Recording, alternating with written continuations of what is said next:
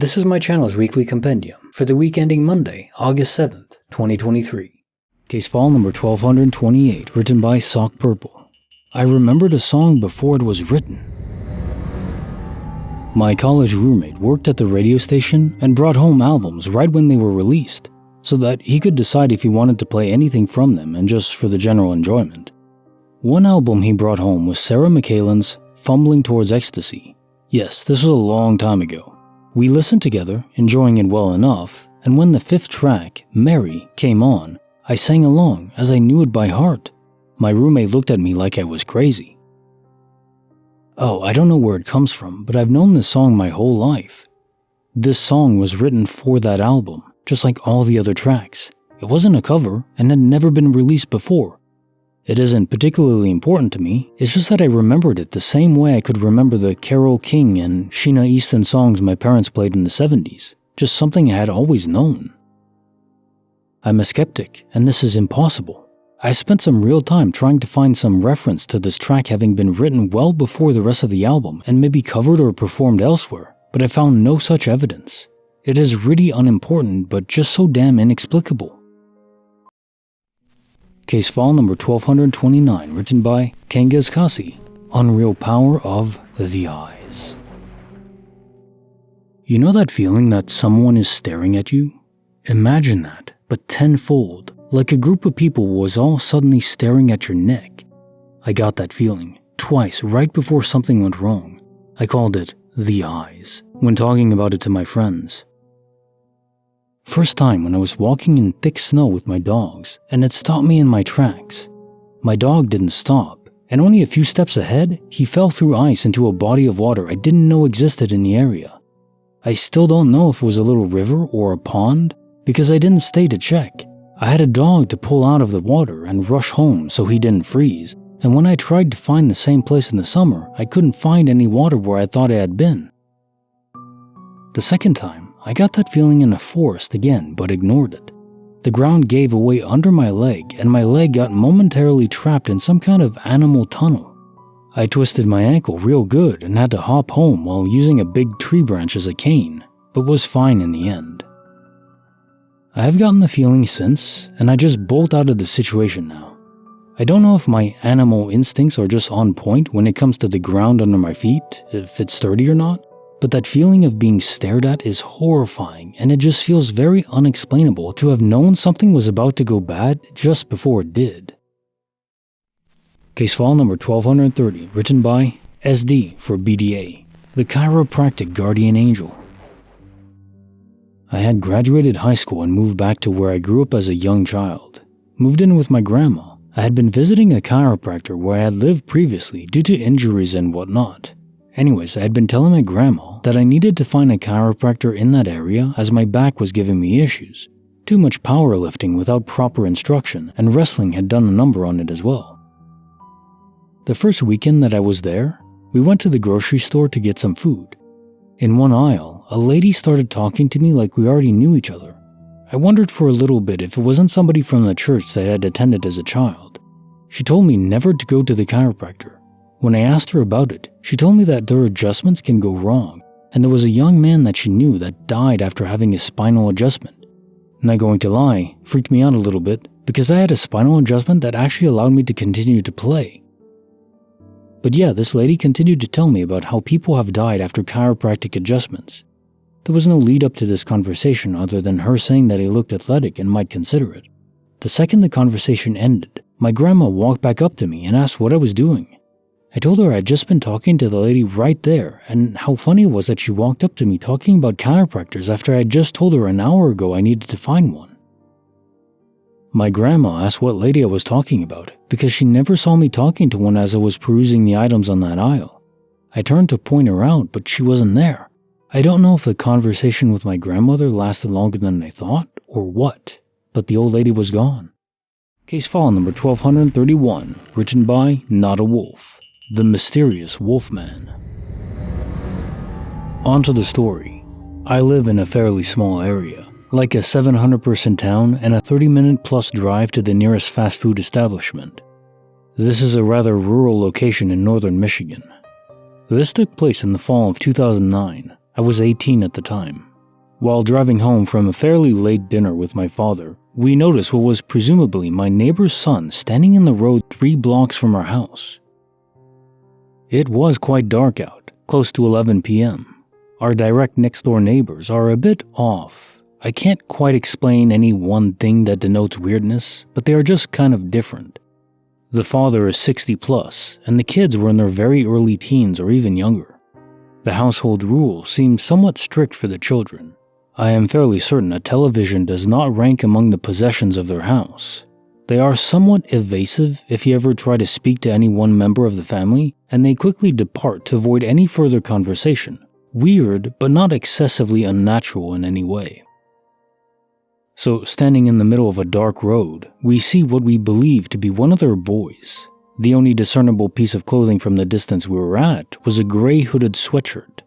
The individual looked oddly shaped, but at a distance with poor lighting, so who can tell for sure.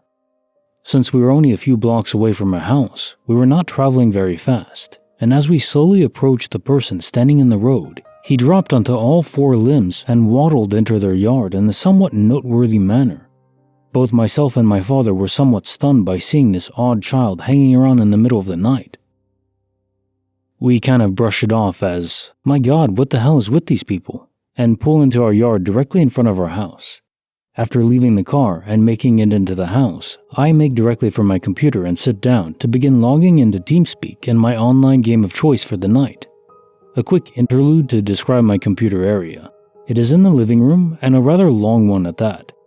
My computer is directly in front of a large picture window pointing towards the road at the back of our house. When I sit at my computer, I would be staring directly out of this window if not for the monitor being in the way. The other large window in our living room is half a house away to my right. While it is in the same room, I did mention this room is long. It is also 90 degrees off my standard focal point. Someone looking in the window can see me directly sitting at my computer due to no large furniture being in the way. This window is about 8 feet off the ground outside. As I am loading up my various programs on my computer, I hear my dad walking to the living room from my left and just stop dead in his tracks. I think nothing of it for about 15 seconds, but when he does not move an inch, I turn to face him and see his face rather pale with a puzzled look. I ask him what's wrong, and he points in a direction that is now directly behind me, the window on the other side of the room. As I turn, I catch a glimpse of something whose presence I feel as if I will never truly be able to forget, while at the same time I cannot exactly detail what I saw. It was a thing that stood somewhere near the middle of the window, so at or above 8 foot tall, with rough and almost dog-like facial features, the likes of which I have never experienced before. This thing is also wearing what looks to be the same gray hooded sweatshirt from before with the hood up over its head. The snout, however, was still protruding from the clothing. Within a split second of me turning around to face it, this thing turned and dropped down onto 4 limbs. It quite literally began to sprint down the street. Within a moment of this thing darting away, I ran myself to the window in order to get another glimpse, but it was incredibly fast. I am by no means an athlete, but I'm not particularly unfit either. The time it takes me to cover the length of my yard on the street while running on foot would be somewhere around 30 seconds. This thing had done it on 4 legs in less than 10. By this point in time, I was scared crapless. Both my heart and my stomach felt as if they were lying on the floor in front of me. My father, on the other hand, was quite intrigued after the initial shock had passed. By the time it had run out of sight, his jacket was back on, and he was running out to the car with a flashlight and camera to go see if he could get another look. I myself was somewhat paralyzed. After my shock, I quickly ran to close every curtain, lock every door, and turn on every single light in the house. Being alone was not helping much. Despite being an 18-year-old male, I felt as if I was a 5-year-old girl who had just seen the boogeyman. In the subsequent minutes, I managed to get back onto TeamSpeak and relay some of the recent events to some longtime friends. Friends who, to this day, will recount the absolute fear that was my voice after hearing the tale. That, however, is not the end. Within about 30 minutes, my dad had returned in an almost disappointed fashion that he was not able to catch whatever it was that had been staying in our window just a short time before. I was almost angry with him that he would even want that thing to return. By that point, it was just complete fear speaking though. I was visibly shaken and quite confused. Later that night, I received a rather unsettling phone call from my mother. She lived in a different town and was in no way aware of the events that had just occurred yet. She called up in a rather scared manner, saying that she had just seen a local breaking news story while lying in bed. Apparently, there were 2 sightings of what was reported as the Wolfman near my town that evening. This was just about all I needed to confirm the fact that something very unnatural had really taken place that evening. I have to say I didn't sleep too well that night, or the next one. No follow-up stories were ever done by the news, and I have never seen nor heard of any other sightings since that time. I am generally a pretty skeptical person when it comes to supernatural things, but I literally lack any possible explanation for what my father and I saw. Case file number 1232, written by Generic Nick, Galileo's Eerie Alien Secret. Some years ago, me and my brother were watching Galileo, a German TV show. Advertisement break came on, and I was about to leave the room during a car ad I knew. I don't remember the brand. It showed a normal car hidden beneath the body of a race car.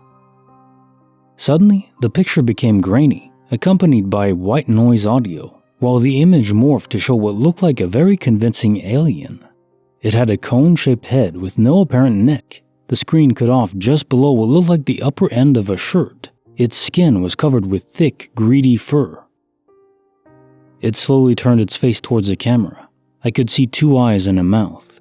It then bellowed a few noises to the side, and the image morphed back to show the end of the car ad. My brother confirmed he'd seen it as well. It wasn't part of the original car ad, and as far as we could tell, it also wasn't part of some viral campaign. We never found any mention of it anywhere. Case file number 1233, written by Fruglacade. My middle school friend was a wizard. 6th grade was a messed up time in my life. My best friend would tell me he was a wizard. At first I scoffed, because middle school people make up stuff all the time. He told me he had a mastery of snow and ice and could lower air temperature. He also told me he could visit people in their dreams. One day, at the end of the day, I asked him to prove it. We were all crowded around the door waiting for the bell to ring when in something like 2 to 3 seconds, the air temperature dropped about 20 degrees. I started to freak out and asked everyone if they felt how cold it was. They were all hugging themselves. I was really freaked out. I thought about it for the rest of the week, I'm sure. Another instance was I dreamed I was a NASCAR driver and I saw my friend in the crowd. I woke up and went to school, and before I had said a word to him, he asked me if I enjoyed being in the race. Another period of freakout, and I distanced myself from him for a while. His dream visits continued and continued to freak me out. I didn't like the idea that even my own brain wasn't safe. Eventually I told him I didn't want to be his friend anymore because I was not comfortable around him anymore. I asked him to stop visiting my dreams. He did. He later told me that he gave up messing with magic and we became friends again slowly. He later would switch schools, but I remember that in 8th grade, I was on the bench during one of my basketball games and I was speaking with my friend when his name came up in casual conversation. My friend told me a story about when the first friend touched his arm and it went numb and became cold to the touch. Anyway, I have never been able to explain this, probably never will. Creepy file number 107, written by Whiskey, Haunting at the Cliffs of Moher. 2 summers ago, west coast of Ireland, my family, a bunch of Americans, led by my crazy old man, are rushing to see the famous Cliffs of Moher before sundown. We arrive at the Cliffs of Moher around approximately midnight, and of course the national park is closed. There is only one other, abandoned, vehicle at the far end of the parking lot. Naturally, Dad decides we're going to see the cliffs no matter what. So 4 of us, my dad, myself, and 2 of my brothers, hop over the gate and begin our ascent. We crack some jokes about the Garda coming up to arrest us as we do.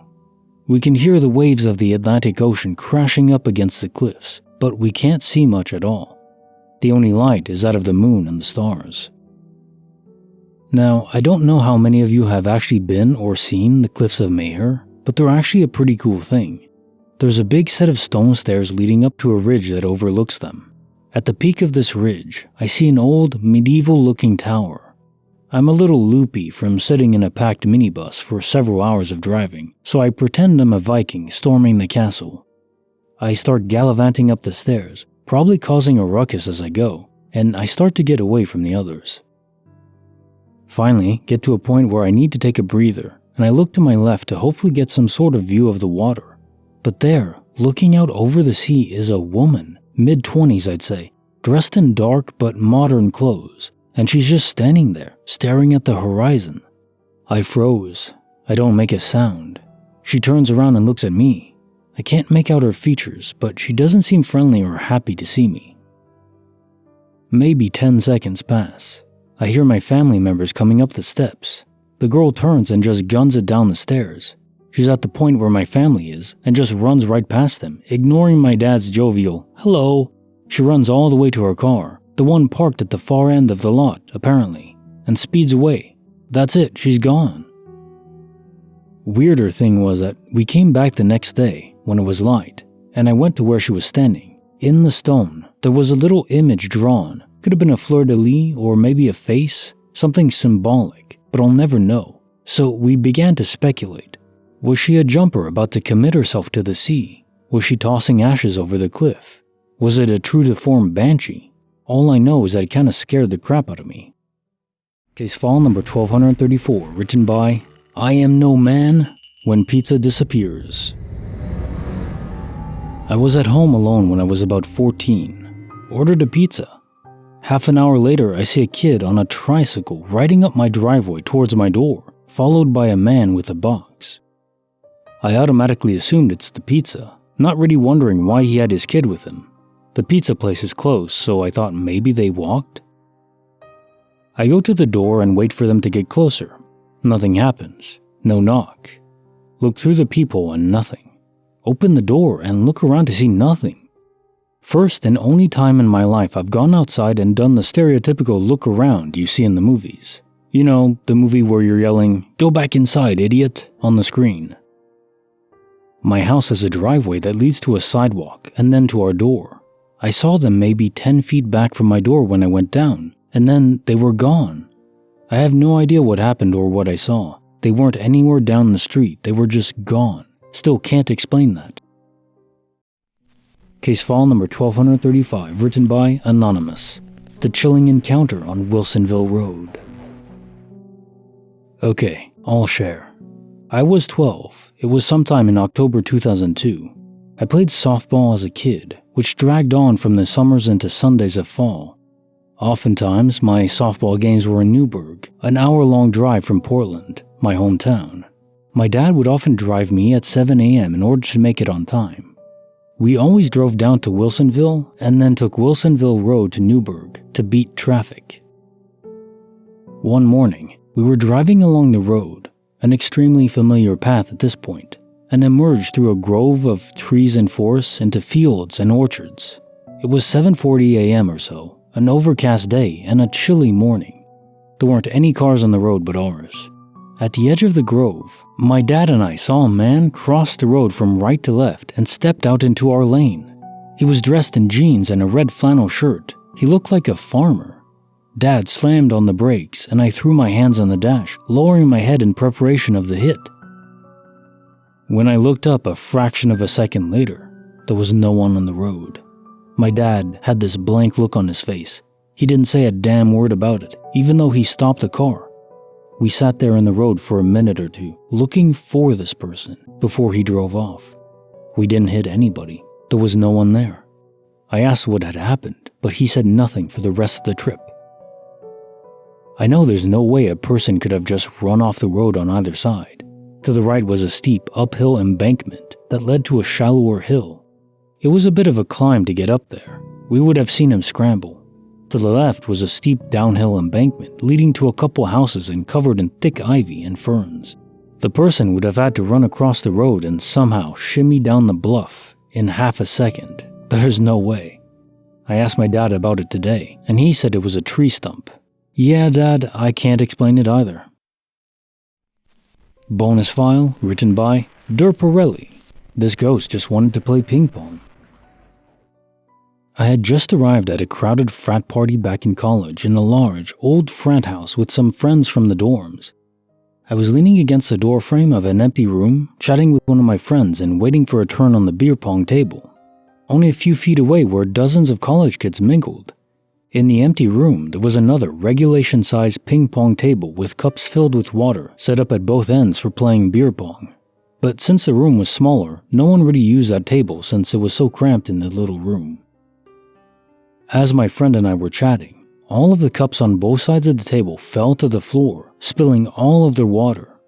We thought that maybe there was someone hiding under the pong table, just fooling around and bumped the table, causing the cups to spill. As we looked around the room to see what caused the cups to fall, the entire pong table flipped onto its side and crashed into the wall about a foot off the ground as if some huge person got pissed and threw the table. Other than my friend and me standing in the doorway, the room was completely empty and nothing was attached to the pong table, like rope or string or something that someone could have possibly used to manipulate the table. I didn't see any mist forms, feel eerily cold, or have any weird or negative feelings that people say they feel when a ghost or spirit is present.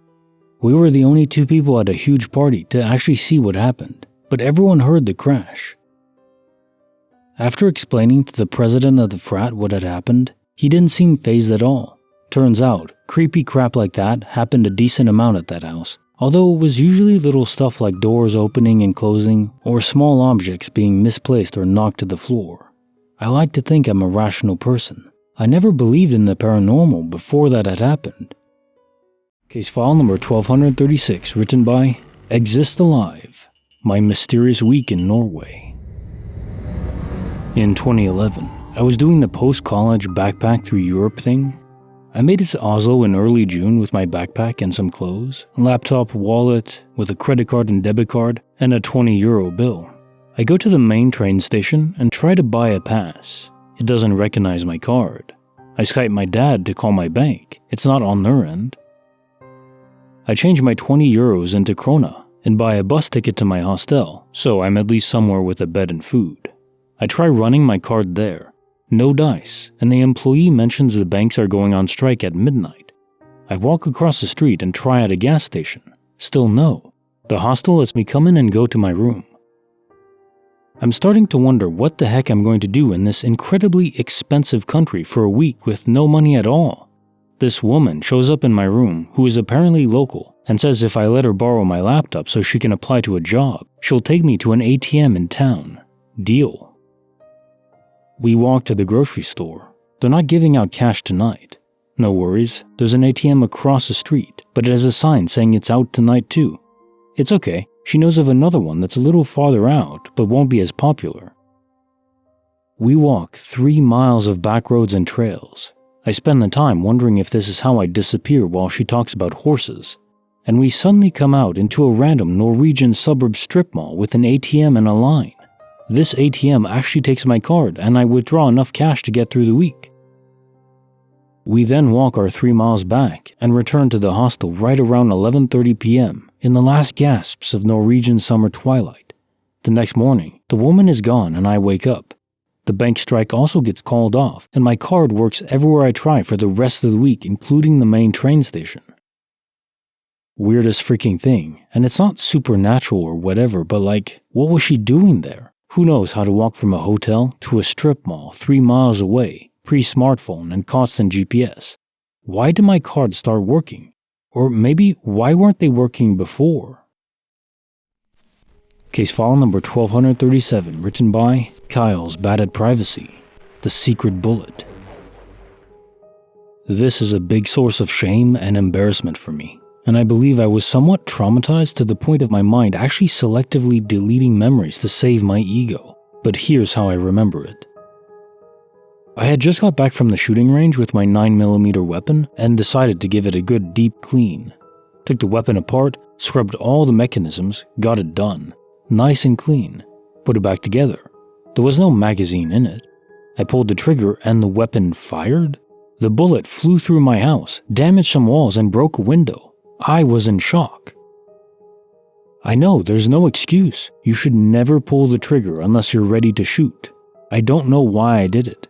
I was just so sure it was empty that I thought it would be okay, and I find the empty click sound satisfying, so I did something stupid.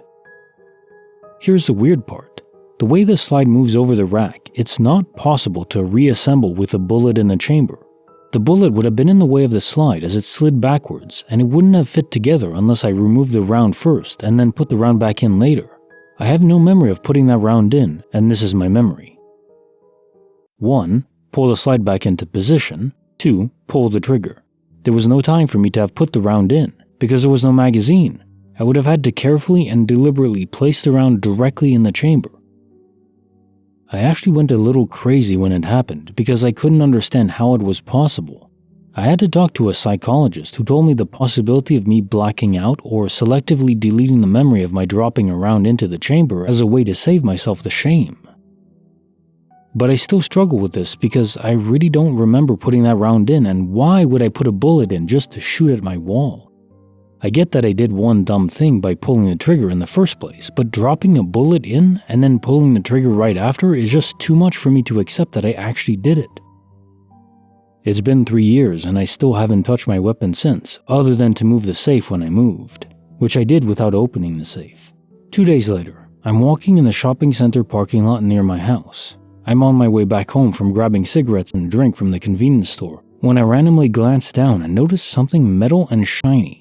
I pick it up and immediately identify it as a fired 9mm bullet. Just the bullet, of course, not the casing. I look up and notice in the distance I can actually see between some houses and trees my still broken window from exactly where I'm standing where I found the bullet. The trajectory was right. This is the way the bullet flew. Somehow, some way, I found the fired bullet. Without even looking for it, I just glanced down and there it was. Now, it's totally possible I found someone else's fired 9mm round in exactly the place mine should have landed, but given the situation, there's no doubt in my mind that something unexplainable happened. This gave me a lot of relief because I was basically forced to believe it all happened for a reason. Clearly, the universe was sending me a message. Case notes file 1228. I remembered a song before it was written. These experiences continue to prove to me that the game we perceive to be playing is not in real time. It's rewound from events that have already occurred, at least to some extent.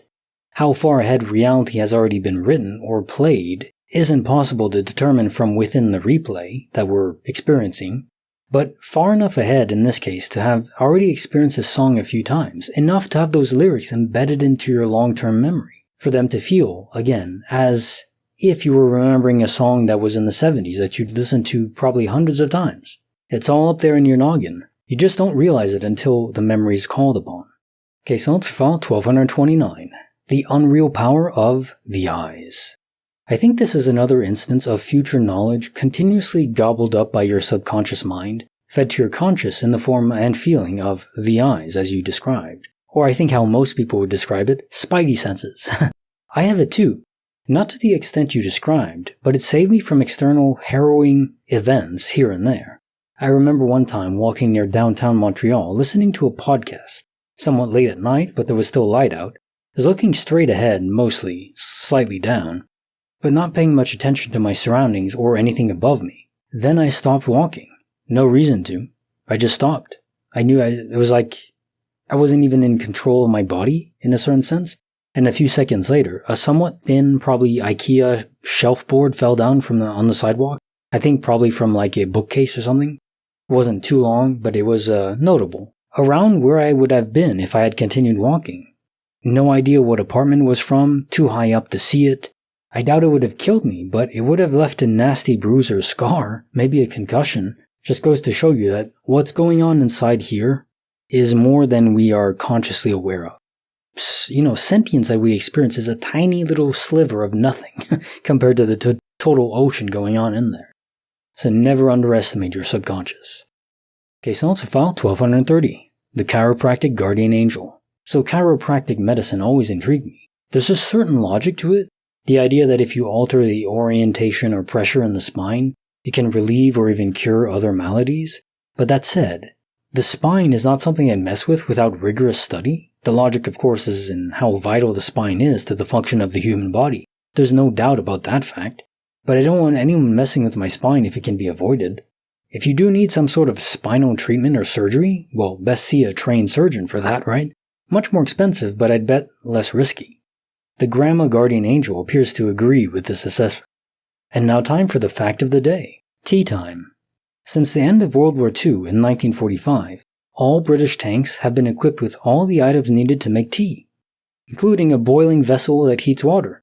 Well, yeah, the British love their tea, that's the whole meme. If you need something to sustain yourself, and also a way to treat water, it makes sense to have that, or in this case for me, I'd prefer coffee. Coffee is so much better than tea, I don't even know why people drink tea, to be honest. But it makes sense, because you want to make sure the water is disinfected, boil away all the nasties, and then drink dirt water, but okay, to each their own. Case notes for file 1231. The Mysterious Wolfman. The fact that enough people witnessed it to create a local news story is really remarkable, especially given the town you lived in was small. But then again, I do notice that small town folk usually pay more attention to their surroundings and property than those urban city dwellers. Lycanthrope, man-wolf, werewolf. Lots of names for what we describe as men who shapeshift into beasts of the night. You mentioned it being late at night, but not if the moon was out. Presuming it was, this is one of the more direct accounts of lycanthropy. Keep in mind that werewolf lore is Old English. It goes back deep in time, even into the medieval era. The curse of lycanthropy was also considered by some scholars as being a divine punishment. Werewolf literature shows many examples of God or saints allegedly cursing those who invoke their wrath with lycanthropy, such as the case with a Lycaon, who was turned into a wolf by Zeus as punishment for slaughtering one of his own sons and serving his remains to the gods as dinner. Freaking crazy. Zeus was not a friendly person, let's just get that right, friendly deity. Those who were excommunicated by the Roman Catholic Church were also said to become werewolves. It's like the divine spark was robbed of them, and then they become werewolves. Not man, not beast, somewhere in between. And now time for the facts of the day. The sun is large enough that approximately 1.3 million Earths could fit inside, if squashed in. Or if the Earths retain their spherical shape, then 960,000 would fit. But can you visualize that number of Earths? Go outside and walk, say, 1 mile. Just continuously walk 1 mile. And then realize that the circumference of the Earth at the equator is almost 25,000 miles. So walk 1 mile, then imagine doing that 25,000 times. That's to circumnavigate the planet. And then imagine 1.3 million of those Earths all surrounding you. And to truly imagine that, you have to scale up slowly. Imagine 1 Earth, one we're on, then imagine 10, then 100, then 1,000, then 10,000, 100,000, million. You have to slowly scale it up in your mind. Start adding those little blue marbles one at a time. Only then do you truly appreciate how unimaginable the size of the sun is. We can't even truly grasp. Second fact, there's a planet made of diamonds twice the size of Earth, the Super Earth, aka 55 Cancri E, is most likely covered in graphite and diamond. So if you were to go there, presumably would pay for the fuel costs to get there and back. Of course, it would take quite a while, so probably not going to happen anytime soon.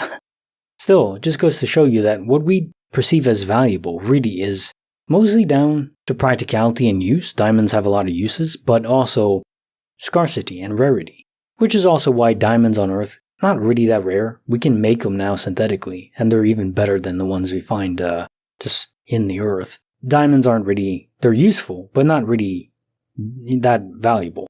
Gold, on the other hand, is, because we can't make gold.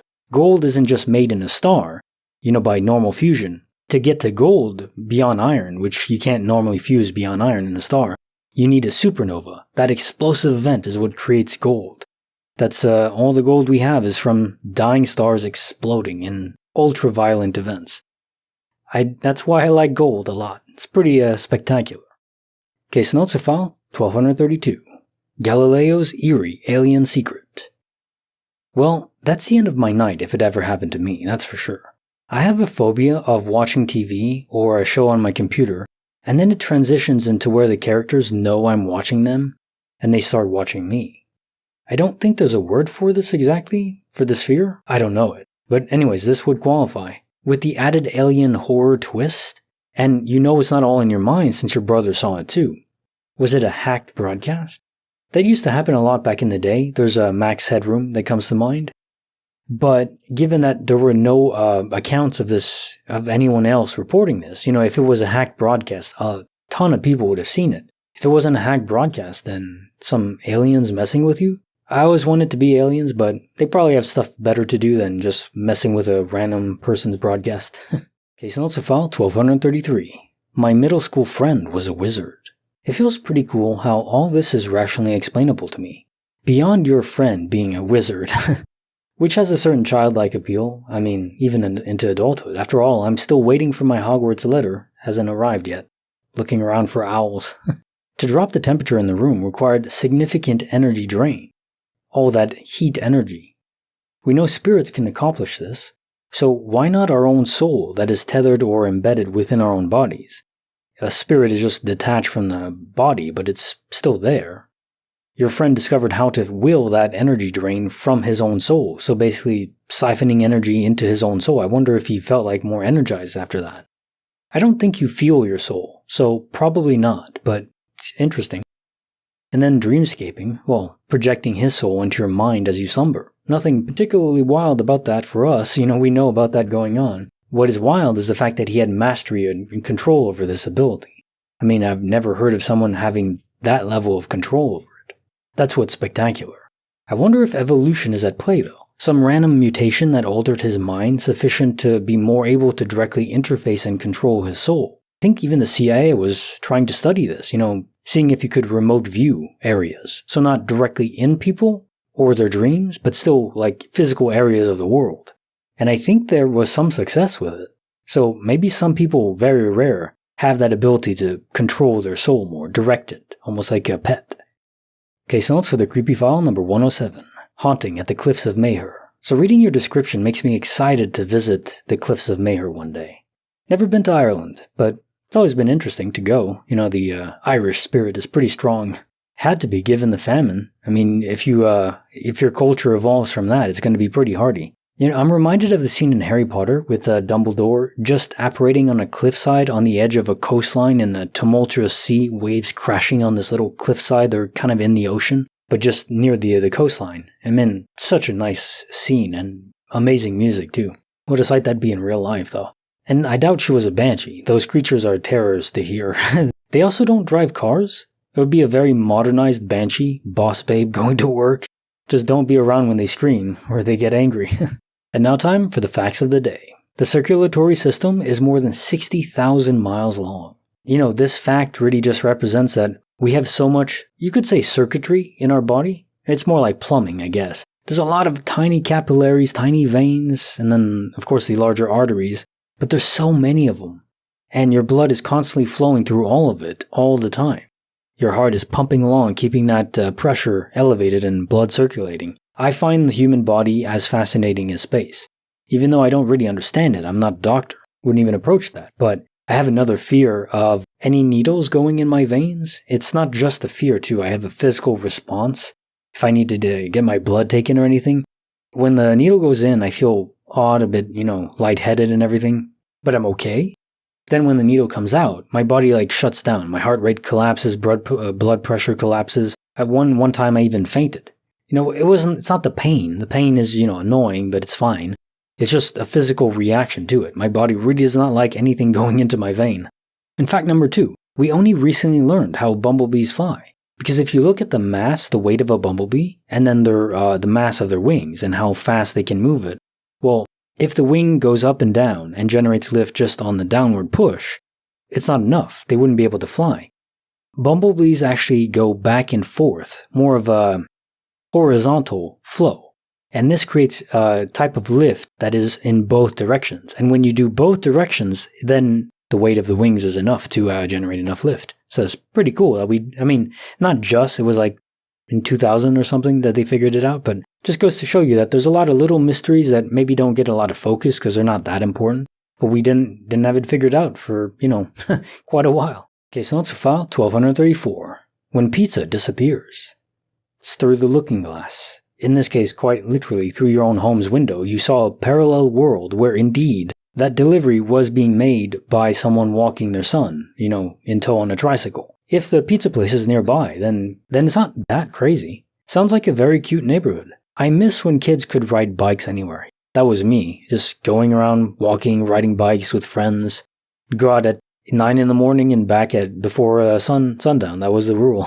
These days, that'd be kind of a death sentence with how fast everyone drives. I don't really like car dependency. And I'm not actually against cars. I think they're great, they're important, especially in a country the size of the US, but I think cities and towns could be designed much better where cars inside the city go very slowly and there's much more pedestrian and cyclist infrastructure, so then you can enjoy yourself and it's also much better for business. When you have these stroads everywhere, it's gross, you can't even cross them, and it's also extremely weighty on the soul. If you try to walk, even if there's a sidewalk, if you're lucky enough to have a sidewalk, hearing those cars, the tires going down on the road very fast, it's the exhaust, everything is just unpleasant. Better designed towns could be a way against that. But still having cars everywhere, just, if you want to travel across the country, you can, not needing to get a bus or anything. Although I do think trains are nice, if we had better train infrastructure too. You can get some very nice views on that. Case notes are file 1235. The chilling encounter on Wilsonville Road. So again, multiversal peering, I'd wager. Especially while driving at high speeds, there's more units of space-time crossed over, which for whatever reason leads to higher propensity of peering across the multiversal realm, like flipping channels almost. And of course there's space-time portals, but that one makes more sense. There are portals that are in the actual universe you're driving through. But yeah, I'm convinced that it has something to do with isolation inside of a metal box. At speeds, it creates some wonky effects locally for the people inside of it. Very cool, but very bizarre. Get some kind of Faraday cage going on, but not really, because there's still signals that pierce it. You can still make calls and everything when you're inside a metal moving box that is a car. It's not a Faraday cage, but it's still isolated enough, I guess, that it creates some kind of effect. Case notes for the bonus file. This ghost just wanted to play ping pong. Truth is that all the signs of the supernatural are triggered effects from the spirit. So they don't have to happen. If the room feels cold, an energy siphon effect is enabled because the spirit is low on energy.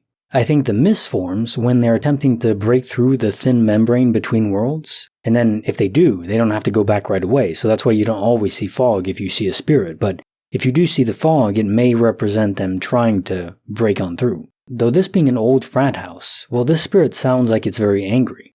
So it could be inferred that something nasty happened there in the past. We like to think of ourselves as civil, and we are to an extent, especially now in 2023. But even a century ago, life was more brutal than we can appreciate from simply reading about it. To experience it, I wouldn't want to. A lot of these spirits are just reliving those moments, and it's not really surprising why they'd be angry. And now time for the facts of the day. Black holes have theoretical opposites, white holes, where a black hole is an area beyond the event horizon where it's often said that nothing can escape it because the escape velocity is too high. And that's true, but it's more than that. A black hole, if you're inside the event horizon, as you approach the event horizon, all vectors of space itself and time diverge away from the entrance where you came in from. And after you cross the event horizon, there is no more outside. For all intents and purposes, you're in a new universe and there is no outside that universe. Doesn't matter how fast you move, all vectors of spacetime point towards the singularity. Even if you somehow went faster than light, there's no outside to travel to. It's pretty trippy. And then of course it's theorized that maybe when you reach the singularity at the center, it formed a white hole where things are expelled, or can get expelled. If of course you weren't spaghettified by the gravitational effects, where there's more gravity at your feet than at your head, so you're stretched constantly until you become this string of atoms. Now, depending on how big the black hole is, the bigger, the less effect this has, and also depending on rotational speed, there are large enough black holes where theoretically you could cross into the event horizon and approach a singularity without being spaghettified. And if you could do that, and then reach it, and there's a white hole, then maybe you emerge somewhere else. It's basically a wormhole through space-time. And maybe even through the multiverse. So you emerge not just in a different place, but also a different universe altogether. All of that is just theory, but it's interesting theory. And second fact, the sun's mass takes up 99.86% of the solar system. So it's again trying to consider just how small we are. Not in a bad way. It means there's so much space for all of us to expand into. And the sun, there's ways to siphon away mass from it. So if we need a lot of hydrogen, well, we got plenty available. So there's tons of projects we can do in the future if we get automation up enough. I mean, there's already no limit to what we could do and what we could build. So I'm very excited to go to the moon, to Mars with Elon Musk, see how that goes. It's going to take a long time. There's going to be challenges we don't even know about yet. But we'll get there. It's a very exciting time to be alive. Okay, Sensor File 1236. My mysterious week in Norway. My first takeaway from this story is how delightful it'd be to live where you can randomly walk 3 miles in nice comfort. I assume there are nice sidewalks, it's just beautiful scenery everywhere. But hell, that is one hefty walk. 6 miles in total. 3 there, 3 back. There's no way it was your subconscious feeding you information you weren't consciously aware of that you had up there, because you'd never been to Oslo before. At least I assume so. You would have mentioned something. Otherwise. Now, could this be a random local woman who happened to know the area very well and just wanted to help in fair trade? Yeah, sure. Why was your card also being declined everywhere besides one ATM, though? I can't say I have many theories. Only thing I could postulate is an alternate universe environment where the physical debit card was from your original universe. Even if universes are almost identical, the way encryption on cards work, the tiniest of tiniest alterations would make them fail to process. This, however, may not be correct, as a woman did walk back with you from the ATM that did work. So if you were back in your original universe at that point, why was she still there? A true mystery, or a rare act of benevolence. Case Answer File 1237. The Secret Bullet. Within any confined metal space, I believe superposition is more likely to occur. In theory at least. Wait long enough and virtually anything can spawn from the quantum foam at the base layer of reality. Exceedingly unlikely as it may be, yes. But here we are, with an account of a bullet appearing out of nowhere. I do believe you when you say that it wasn't in the weapon. How could you take it entirely apart and somehow it's still in there after you reassemble it and you never noticed it? And then finding it randomly while out shopping. Coincidences can happen. I don't think this was one of them though. If I had to place my money on something, it would be a guardian angel event, maybe your guardian angel, warning you of a potential accident if you kept playing with it, or maybe the future guardian angel of whoever you'd have injured. Why not? Why do guardian angels have to act only in the immediate moment? Maybe they can be proactive and engage with a potential threat before it even happens. And now time for the quote of the day. Who are you and how did you get in here? I'm a locksmith. And I'm a locksmith. Leslie Nielsen. You know, I have wondered this a few times. Locksmiths would be pretty good thieves, wouldn't they? I guess they're paid well, but how could you stop a locksmith? They know all the tricks to changing a lock or just opening it from wherever. Reminds me of the Italian Job where one of the characters is literally just paid to try to break into safes. That's a cool job, I have to admit. Like the video, subscribe, hit the bell. Kinetic Symphony signing off.